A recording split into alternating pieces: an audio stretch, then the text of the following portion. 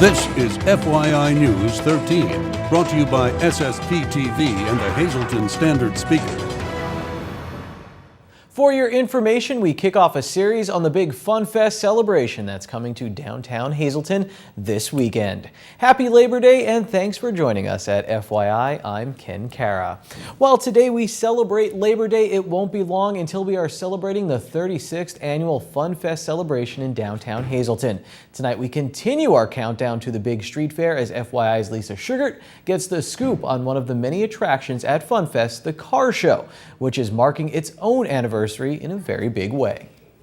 One of the major highlights for the annual Fun Fest celebration in downtown Hazleton is the car show. And this year it is celebrating a major milestone. Here to tell us all about it is John Nonemacher, who is the co-chair for the car show. John, I can't believe you've been doing a car show in downtown Hazleton for Fun Fest for 25 years.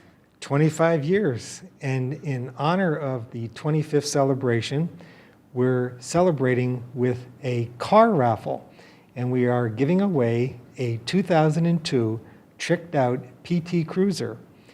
Every participant who brings a car for display will receive a free ticket to be eligible to win the car, and those who come downtown to look at the cars and do not have one to display can purchase a ticket for $5. Wow, we saw the car and it's gorgeous, and this is a really nice idea, but this will be one of many beautiful cars that will be seen on Saturday through the downtown. So tell us, if anybody out there is watching and they want to be a participant in the car show, what do they do?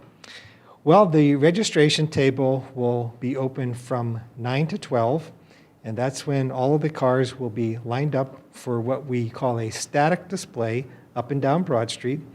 Then beginning at 12 o'clock and through 4:30, the cars will be on display for the public to enjoy. And while the cars are on display, we will have the judges selecting the 20 top best appearing cars as well as the best in show. At 4:30, those trophies will be awarded, and then shortly thereafter, we'll raffle off the car. Wow, this is always a fun event. And you told me too, in addition to getting a great car, someone out there, someone lucky, when they get the car, it's ready to go, but the back is filled with some more goodies. That's right. The car is ready to go. The lucky winner will just have to turn the key to drive away. But when they drive away, in the back of the car, they're going to find it chock full of car-related items such as folding chairs, umbrellas, disposable grill, fire extinguisher, first aid kit, all things for car-related enjoyment, plus a variety of items to keep the car tuned up, such as pliers, screwdrivers, wrench sets, nuts, bolts, screws, washers, oil change supplies, everything that would keep a car enthusiast very happy. That would keep me happy too, and I'm not that much of a car enthusiast. I don't know too much about it, but it sounds like a great prize to win. So be sure you get your tickets for that, but also be sure to come out for this wonderful car show. And if you're looking to participate, they can register the day of, but in advance as well, John? Oh, sure, absolutely. And of course, we're expecting great weather for Saturday, and we expect a very big turnout. And of course, the car show is always one of the crown jewels of the Fun Fest weekend, so we're looking for a lot of people not only to display their cars, but a lot of people to come down and enjoy them. All right. Well, very well said. Again, this is the big car show at Fun Fest taking place this weekend in downtown Hazleton. The car show registration on Saturday from 9 until noon. The static display is from noon until 4:30, then the awards. And don't forget the raffle of that fabulous 2002 PT Cruiser. John, thanks so much. Hope you have a wonderful Fun Fest and a big turnout for this big event. Okay, well, thank you, and thank you for having us. Don't worry, Lisa Sugart Fan Club. She'll be back very, very soon. Now, the Hazleton Area School District is having another open registration day. And on FYI weekend, we told you it would be held from 7:30 a.m. until 3 p.m., but that has changed. District officials announced that it will take place this Wednesday from 3:30 p.m. until 6 p.m. in the cafeteria of the Hazleton Area Career Center. It's for new students transferring from parochial or private school, or students who transferred out of the district and are returning for this school year. The first thing you have to do do, you can pre-register online. Registration.hasdk12.org is the website. The day of open registration, you will need 3 current proofs of address, proof of the child's age, and the student's immunization record. There's also some optional documentation you can bring along, and if the student is bilingual or doesn't speak English, there will need to be a parent with them or guardian for English as a second language testing. If you have any questions, you can call that phone number up on your screen. Here's some news from the desk of the Hazel Township Zoning Board. A special zoning board meeting that was scheduled for Tuesday, September 2nd at 6 p.m. has been canceled. A special meeting will be scheduled at a later date and is subject to separate public notice. Well, if it seems like things are moving fast nowadays, and that's how you feel, maybe faster than in the past, you may be right, at least when it comes to some of the interstates in the Commonwealth. Lisa Sugart is back, and now she's with a representative from AAA to talk about the new 70-mile-per-hour speed limit on some roadways. If you travel a lot, you may have come across some areas in Pennsylvania that now have a 70-mile-an-hour speed limit. Here to talk about this with us today is Jenny Robinson. She is the Manager of Public and Government Affairs for AAA's Mid-Atlantic region. So first it was the Turnpike, and now we have some other sections of the interstate, which now have the 70-mile-an-hour speed limit. That's right, Lisa. Good news if you like to go a little faster, though, you always need to be safe. But we started out with the Turnpike raising the speed limit on a big stretch of the Turnpike through south central Pennsylvania. And then in August, the speed limit was raised on 88 miles worth of I-80 through north central Pennsylvania, including the State College area, as well as about 16 miles of I-380 through the Poconos region. So a lot of travelers may have been seeing those signs now for 70 miles an hour and wondering, how did that happen? This was a provision that got tucked into the Highway Transportation Funding Bill, which took effect this year. And the speed limits don't have to do directly with funding, but it was a provision that was included in the bill.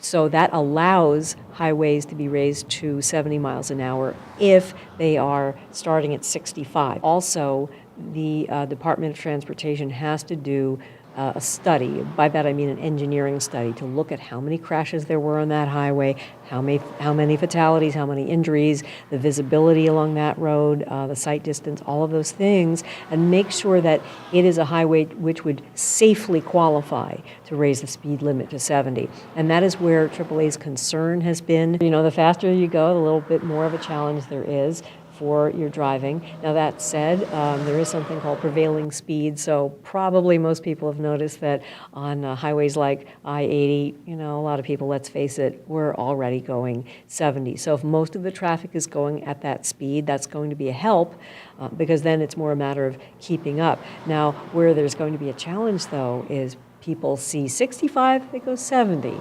They see 75, or rather they see 70, they might go to 75, maybe 80. And that's where the challenge is going to be, because if the speed limit is 70, then the speed limit is 70, and we need to obey that and not push it even higher. Don't assume that an entire interstate is going to be the same speed limit the whole way. It isn't. These are sections of highways which have been approved, and you do really have to be aware of that. And we were talking to not drive aggressively, to be careful how you're driving, no matter what the speed limit.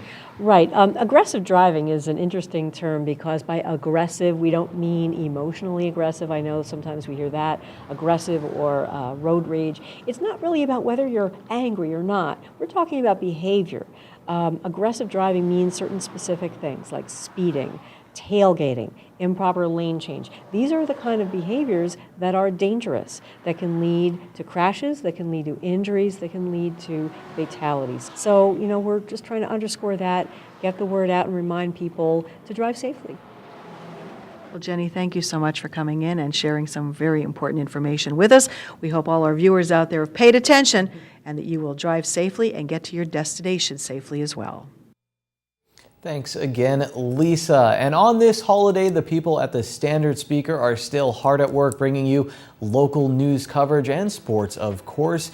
And if you did not pick up the paper today, that's all right. You can go to standardspeaker.com. While you're there, sign up for text alerts and you can get updates on breaking news.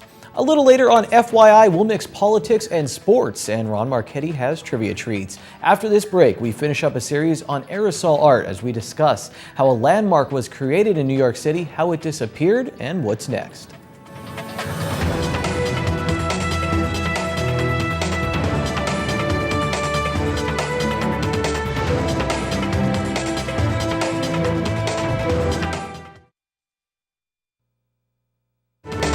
This is FYI News 13, brought to you by SSPTV and the Hazleton Standard Speaker.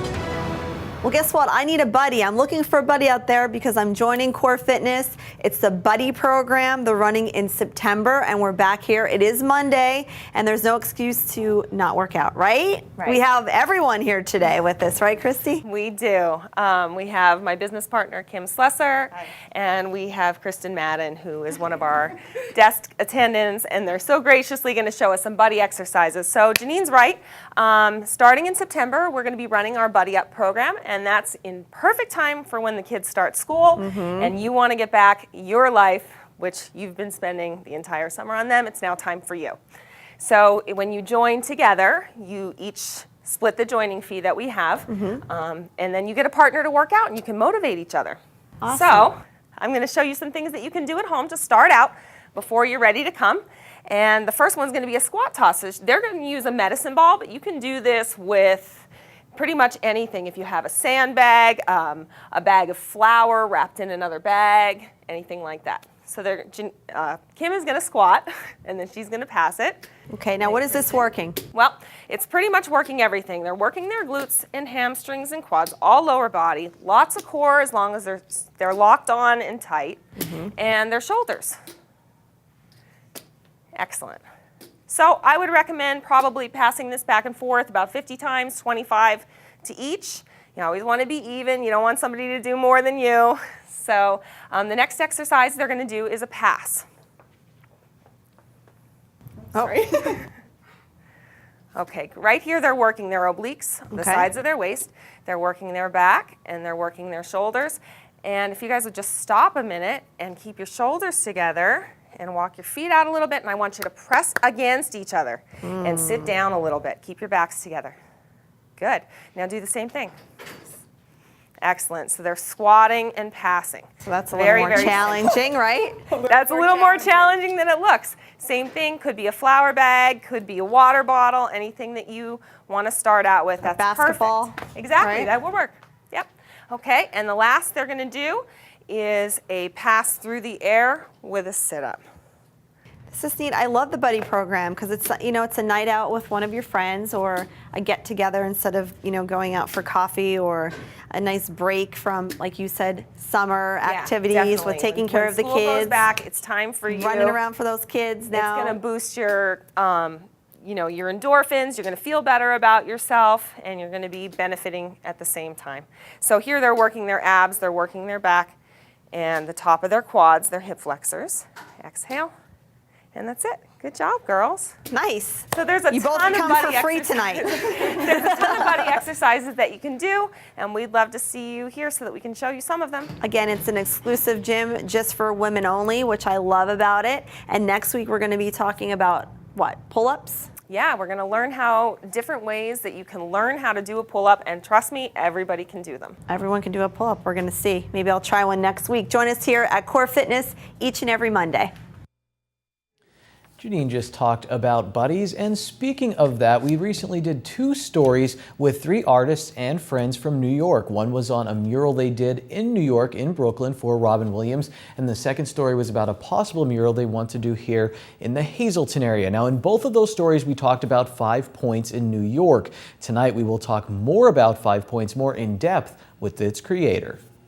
All right, let's talk about 5 Points right now. And you mentioned to me, and I actually remembered it. You said the movie Now You See Me, they mentioned we're going to 5 Points. Great movie. Check it out. Tell me about 5 Points, what it really is, why you started it, and kind of the mission, the goals. Started it with the idea to have a legal outlet so that writers could come and paint, regardless of how good or how bad you are, if I know you or I don't know you. And that was pretty much the whole basic concept in the beginning. But as time went on, it was 11 years of existence. We started to notice that all the elements were kind of being lured to 5 points, and we started incorporating breakdancing, beatboxing, DJing, MCing, and even biking to some level, bike tricks, and anything relevant to kind of the youth was kind of stuff that we added to the programming. And we did, I'd say, 30 plus to 40 events a summer, and they were all free, so full families could come and enjoy and not spend hundreds of dollars. We had the beauty of having like DJ Molly Mall, who's a legendary DJ. He spins for commercial radio, and one of the founders of hip hop, come, and he was pretty much our resident DJ. We worked with the Kid Glide and the Dynamic Rockers, and Melanie, his girlfriend, and doing Rep Your Style, which was a dance competition of all different styles. We worked with Ill Spoken and did MC events, freestyle MC events. And it was really what I started to notice is as time went on, what started out as a place that would lure the kids of hip hop and kids of all the elements became something that started luring tourists, and we were getting grandmothers and 5-year-old kids and tourists, and we were at the end of 5 points before they destroyed it, getting anywhere from 6 to 10 tour buses a day. We were in 150 plus tour guidebooks throughout the world. So I guess it's safe to say that it was not only a landmark unofficially, but one of the biggest tourist attractions in New York. Now, when you say destroyed it, 5 points, was it building where you guys did a lot of your work in that? And then just talk about kind of what happened there. In the 11 years we were there, the neighborhood changed, the zoning changed, and it went from industrial to residential. And being so close to Manhattan, it was the next, I guess, big neighborhood to be gentrified. Our landlord, who allowed us to exist, had ideas to tear it down and build 2 towers. We saw it as a landmark, as did many people, and started a campaign to try to landmark it. We had, at the end, when we did our last rally, submitted 5,000 landmark forms, and we announced that we had 16,000 more landmark forms ready to go in. And at that point, I suppose he had a representative there that overheard us saying this and whitewashed the building. According to him, it was to lessen the devastating blow of the bulldozer coming through and demolishing it.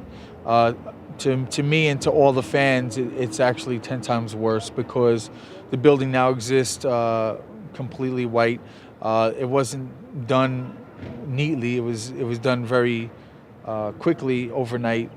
Some walls are half destroyed, some are fully destroyed. So it's been more of a devastating experience. Now, if you want to learn more about 5 points, you can do a Google search, and it's 5 points with a Z. When we come back on FYI on this Labor Day special, it's sports time. Stay tuned.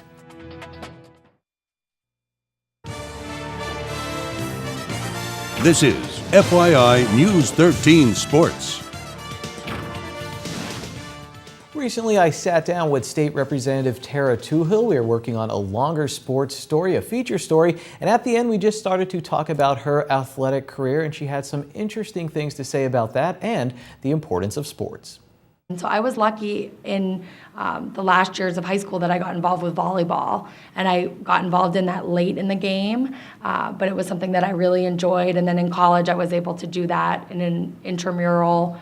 So it was still an activity. So I didn't play for the college team, but I was able to play with the college students and do that. And I did softball. Track and field is excellent because there's something for every type of athlete in track and field. So I think it was very important. I had, my coach was Freddie Barletta, and he had a tremendous impact on my life back then, and it definitely shapes you as an adult. I think that the team the teamwork aspect is so important. And track and field is kind of interesting because you get points for your individual, your individual performance, but then also you rack up points, and it's so important what the rest of the team is doing as well. So it's that whole teamwork philosophy is important because it's not about you. I mean, you can be hurt and not be able to participate, and you still are there for your team. So it's important, I think, and any kind of experience that, at least if student athletes try, you don't have to be the best at it, but at least if you're given that ability to try, I think that's important. Keep an eye out for that story that includes State Representative Tara Toohill. That will be coming soon. Now remember, tomorrow on FYI on Tuesday, we're launching FYI Football Rewind. We'll take a look back at week 1 of the high school football season. Now we continue our Labor Day special, and every day is really a holiday when Ron Marchetti is involved. Here he is with Trivia Treats.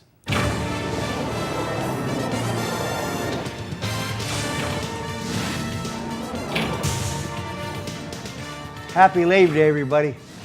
Even though it means unofficially the end of summer. However, football season is underway. This is Trivia Treats, and I hope you are having a nice day. It has been a fabulous weekend. Legendary heavyweight boxing champion and undefeated Rocky Marciano would have turned 91 today. He was 49-0 with 43 knockouts. That will never happen again. 30 years ago today, in 1984, the Miami Hurricanes scored 2 touchdowns in the final 7 seconds to defeat Florida 30-20 on a neutral field at Tampa Stadium. The Gators took a 2019 lead on a 5-yard TD on a pass with 41 seconds left in the game. The 12-game winning streak of the defending national champion Hurricanes appeared in jeopardy, but quarterback Bernie Kosar engineered a drive that put Miami on the Florida 12 with 12 seconds left. Kosar then hit wide receiver Eddie Brown for a touchdown, putting Miami back in the lead at 26-20 with 7 seconds remaining. In the final play of the game, a pass was intercepted and returned 59 yards for a touchdown. Final score, Miami 32, Florida 20. The year again was 1984. Now here's another trivia that some of you might know. Which best-selling baseball book was developed into a TV series in 1976? Answer: Major League pitcher Jim Bouton created a firestorm by publishing Ball 4, a diary of his experiences during the 1969 season, which he spent with the Seattle Pilots in the only year of the franchise's existence, and the Houston Astros. Bouton also starred in a TV series titled Ball 4, which first aired on CBS on September 22nd, 1976. He played the lead character, Jim Barton, as a player on a fictitious major league team called the Washington Americans. Bouton was one of the writers on the show. It failed to gain an audience, so the show was canceled less than 2 months after it premiered, and I'm glad it did. I've never seen it. I never read the book for obvious reasons. He revealed bad secrets about the Yankees and my hero, about Mick. I never really liked Jim Bouton. He's the only pitcher in baseball history at any level whose hat fell off his head after every pitch he threw. Mother of God. It was ridiculous. Till Friday, be a good sport and stay loose. Mondays can be rough, but you can end them on a high note. Seafood night at Bottlenecks. Choose from crab, clam, shrimp, and lobster specials, such as their little neck clams in garlic butter, only $1.95 a dozen, or handmade crab cake platter for only $8.95. Thanks for watching. Enjoy the rest of your Labor Day. We'll see you on Tuesday. Take it easy, everyone.